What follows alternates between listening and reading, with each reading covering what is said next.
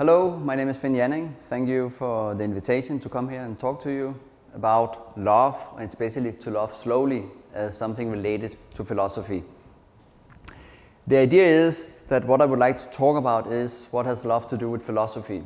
And my main point is it has everything to do with philosophy. If we are not capable of loving, then basically we're not capable of philosophizing. That means that we're not capable of thinking. That is, in some way, to do philosophy is a bit of a love affair with life. Why is this important? I have found a nice quote from the Danish philosopher Søren Kierkegaard, where he says, "Of all ridiculous things, the most ridiculous seems to me to be busy." In some way, of course, he's judging people, and he's always doing that with a little bit of irony and humor, this dear Danish philosopher. But what he's saying is that if we are rushing in our life, then basically we are living a foolish life. It's absurd to be running. And the main point, of course, is that in some way we're missing something, that we apparently don't know what is important. And because we don't know that, then we keep on running towards something. This, of course, is also related to today's achievement society or performance society, where we constantly need to achieve or perform according to certain goals, often defined by capitalism, often things that we can relate and measure in capitalistic terms. So if we elaborate on this, you can say problem, this ridiculous problem of rushing that Kierkegaard is talking about, then it also emphasizes a problem we can see in today's society if we move from what the French philosopher Michel Foucault was calling the disciplinary society towards what one of his colleagues, the French philosopher Gilles Deleuze, was calling a controlled society. Then there's a shift here with the modal verb that Foucault was talking a lot about what we should, what we must do, etc., or what was prohibited for us. That was why we in some way were disciplined in various institutions, from we are small children in kindergarten to schools, to high schools, to workplace, etc. Someone is always telling us what to do. But today, and where you can say the brilliance of Deleuze comes in, is that he tells us that this has changed, that now we live in a controlled society. And here the main point is that this is much more mental. It's playing with our minds, because here the modal verb is we can. And because we can, therefore we should. And this, of course, this logic is a bit ridiculous, because I could get drunk every day, then it doesn't mean that I should. Because I could be unfaithful to my wife, then it doesn't mean that I should, etc. But because we have this can, then many people feel that they are constantly forced to do more, to perform better. And this, again, is especially related to, you can say, modern life and capitalism, where many seem to be suffering from this idea that we basically need to develop ourselves constantly, to improve ourselves, and often according to specific goals already defined by capitalism.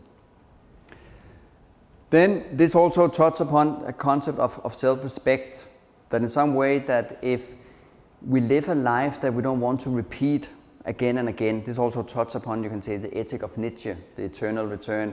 But if I'm doing something today that I would not like to do tomorrow, then why am I doing it? That means that already today I'm taking certain compromises in my life. And I think that many people who are rushing are compromising, because they've already made some compromises before, otherwise you would not be rushing, because basically you are late or you feel stressed to do more. So that means that in some way our life is full of compromise, and we're not really there to enjoy life. It also means that this self-respect is in a way to live your life without being ashamed. That means that philosophy is often talking about that you can say the opposite of philosophizing is stupidity. But all of us once in a while do things that are stupid, but also most of us, we feel then a bit of shame afterwards. The problem is that some people are not feeling ashamed of what it is that they're doing. And since so many people seem to be rushing, if you look at the statistic, then I think it's around 40-50% of the Western population that are suffering from stress. That means that apparently we are rushing too much, which is one part our own fault if we follow Kierkegaard, but of course it's also difficult not to do so, because we are constantly under the pressure from the norms of society, the ideals of society, how we should look like. We should all go to the gym, we should all do yoga constantly, we should all eat nice and vegetarian, we should have a career, we should buy this, we should go on these holidays. Therefore there are a lot of pressure on us that is difficult to handle, but still I would say that of course in some way we need as individuals to refuse that, because it's very important that power only exists if someone is obeying to that power. If no one is obeying to power, then power doesn't exist. And in some way we are all obeying to that. But if we follow the idea of the Deleuze and the control society, then what is really problematic is that we are exploiting ourselves. And we do that freely, we do that with a smile on our lips. So that basically means that we laugh ourselves to death, more or less.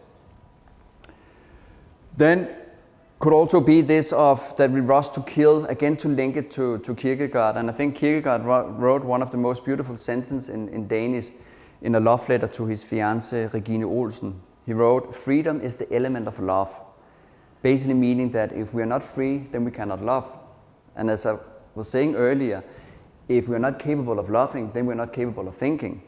So of course, before we can love and think, we need to be free. But it's also a beautiful sentence because it touches upon these two concepts that we see a lot in philosophy, freedom and love. And unlike Rousseau, for instance, who claims that we are born free and then everywhere we are in chains, then following Spinoza, Deleuze, then I don't think that we are born free. That is something we become. That's a constant quest to become free by taking responsible decisions in our life, etc. Also related to Kierkegaard, that we don't want to live a foolish life. We don't want to live a ridiculous life. And I mean, rushing and constantly rushing is ridiculous. If I rush because my son is having an accident and rush to the hospital, then of course it's something else. But here we are talking about our daily life, with our careers, with how we should manage our life, that we are rushing. And it's in that sense, it's ridiculous. Then freedom is a mixture of, we can say freedom is a way of problematizing what is going on. That means it's a way of standing against some of these norms that seem to be dominating us. As I mentioned before, and especially in our society today, that we need to have as many Twitter followers and Facebook likes and a good career and a high salary, etc. And then it's also to have the imagination to create new forms of life. So we have freedom as a way of standing against, and also the creativity or being inventive to create new forms of life. And it's in that sense Kierkegaard is talking about freedom, that we're constantly free to choose our life, but we also choose that sometimes by saying no thank you, refusing to live that kind of life. This of course requires a lot of courage, and Kierkegaard was very courageous in his own way of living, and also in his philosophy when he went against, you can say, the priest and their having the predominance of interpreting what God was saying or not, etc., where he was saying that you're having an individual, personal relationship with God, for instance. Then also to continue with this you can say this saying that Kierkegaard was having, that without freedom we cannot love, then we can also say, so what is love? And here I think that if you put it into a philosophical concept, then love is so much more than just something romantic. It's not the candlelights on the table, etc. Basically here love is a capacity to have lovely or loving relationship to life. That also means that love is something where you can find respect. Love is something where you can find equality. Love is something where you can find trust. Love is never with violence. If you hear someone that are beating their kids or beating their wives, etc., out of love, then it has nothing to do with love. Then it is discrimination, it's violence, it's manipulation, etc. Love is something completely different, but it's also something we need to be taught. It's not something we just do instantly. And it's something that can be cultivated as well. But before we can do that, then of course we need to be free. And this is the claim that I'm suggesting, is that we're not free since we are rushing. Because why rush if you are free just to relax and do something else? Who is it that's pushing us? And of course that is the ideal of society, but it's also our responsibility in some way to say stop, stand against it and say, okay, no more, I refuse to live my life that way. That also means that in some way no one can philosophize for you. You need to do the work yourself. This is a very traditional thing in philosophy, that you have the responsibility of your own life and you need to think. You need to do the hard work.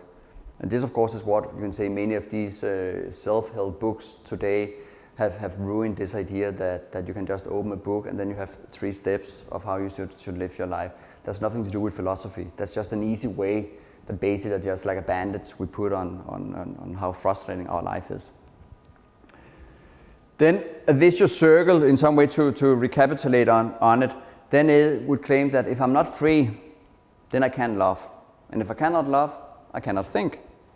And if I cannot think, then I would probably live a life that's more or less ignorant. And if I live a life where I'm very ignorant, then this is often where you will have these elements of greed and narcissism that we talk about, self-love, when we talk about, in some way, it's about me, this culture of me, we only care about ourselves. And I think that is very problematic, and it basically goes because we are not free. And the serious consequence of that is, of course, then we burn out, we collapse, we stress, we have suicides, etc. That we can see in society. So it's not just a claim that comes from out of the blue, it's actually something we can see strong symptoms of, that too many people seem to be stressed, burned out, etc. But my claim is that they're not free to begin with. And therefore they cannot love, and without love we cannot think. So how do we become free? One way, of course, is to pay attention, but pay attention to what is going on right here, right now. This is our life, this is what we're doing right now, all of us. But it's also what's going on inside me and outside. It's important here that I would like to mix mindfulness also with philosophy, because sometimes mindfulness tends to look only on the inside, what's going on inside. But I think it's important that we also have the responsibility in society, that society affects us. So we need to be aware of what's going on. That means, for instance, to take something that's very debated, when you have discrimination or repression of black people or minorities or women in society in general, then of course this is something you cannot accept. And then it's basically your responsibility to do something about it, to stop it. So it's not enough that you just sit there gazing at your own navel, but it's also important that you are in contact with yourself so you can see in what way you get affected and why you get affected in a way you don't want to get affected. Because that also means you become aware of your own failures, you become aware of your, you can say, these places where you deceive yourself. Philosophy often deals with self-knowledge and self-deception, but you need to be quite aware that often we deceive ourselves and then we try in some way to excuse what it is that we are doing, but I don't think there are any excuses. If we live a life rushing, if we live a life that leads to more stress, more sadness, etc., then there are no excuses. We need to do something. We only have this damn one opportunity to live our life, and therefore we need to do something, and especially in the name of love, because if we're not free, we cannot love. And I think love is probably one of the most important and beautiful things in life. Then it also means to live to be ridiculous, as I said. Like an active stand, I said, no, but I will not. I will not run around, I will not shred around, I will not necessarily do that, etc. To find your own balance, what it is that's important in your life. And last, it's also to, you can say, participate in the moment of life, this flow of life, what is going on, and not follow some sort of a moral program or an ideal and say, I should just do this, then. This is often what you see when we are suffering and we find it difficult to live. Then we just find an ideal and then we live by that ideal. But what Nietzsche was saying was, for instance, that it's not enough to kill one ideal by replacing with another one. The main thing is that you live without any ideals, that you live an immanent life, that this is your life. And what are you going to do with what you have right here and now? And then you gradually become better at living. That also means to bring in the awareness that one day we are going to die, and not in some way to neglect or ignore that thing. We are here only for a specific amount of time.